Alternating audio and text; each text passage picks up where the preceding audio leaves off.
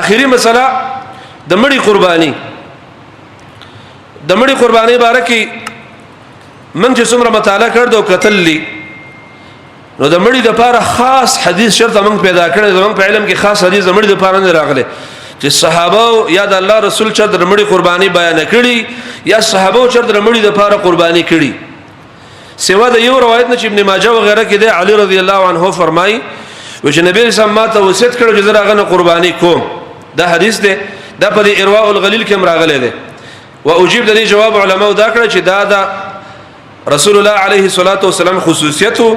او دا حدیث په سند په لحاظ باندې کمزور دی حنش په نوم راوی دی چې هغه کمزور دی او دا روایت سندن ضعیف دی او د مړي د قرباني استدلال درې نه کیږي کوم روایت چې نبی اسلام ویل چې هاذا مني وعم لم يزه من امتي دا قرباني زما او زما د امت نه ما ټول امت نه قرباني وکړه دا د الله د رسول خصوصیته ځکه دا ټول خلک د الله د رسول امتیان دغه د خپل امت نه قرباني کوله او زمنګ مور خپل زمنګ امتیان نه دي کوم مړي زمنګ شو دا زمنګ امتیان نه دي دیو جن یو حدیثم په ذخیره د حدیثو کې په صحیح سند باندې نقل نه ده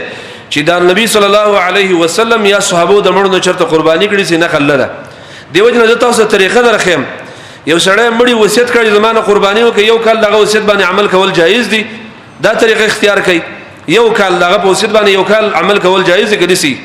یا کمړي نظر کړي زمانه نظر ده نو هغه نظر له پوره کول واجب دي بیا به تخپل غوخه نه خوري علماء دا غي بل حل ول دا شوقیان خلکو د پاره چې خامخه د مړي قرباني کوي نو مړي نه خیرات وکا ته وحي سي په قرباني کې یو حصہ خپل قرباني والا او د بابا د خیرات قرباني والا نو بابا نه خیرات وکا د بابا به خیرات شوستا به قرباني شي یو ځان له قرباني شي د بابا حصہ به خیرات چې دې کول شي او زه تاسو اسانه طریقه خم دا طریقه ول حدیث کې اندر راغلي چې سړی په کور کې حصہ د چا په نوم کې او د بابا نیت پکې وکي دا څومره کسان چې به ژوندۍ عمر دي ټول تر قرباني اجر رسیږي دا اسانه مسله نه ده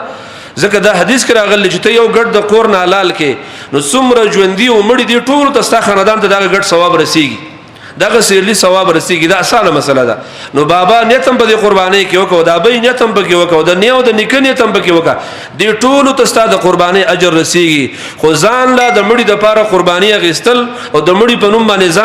ځان له قرباني کول دا چرته په حدیثو کې موږ ته معلومه نه ده د بعض علماء فتوا ده خو کمزوري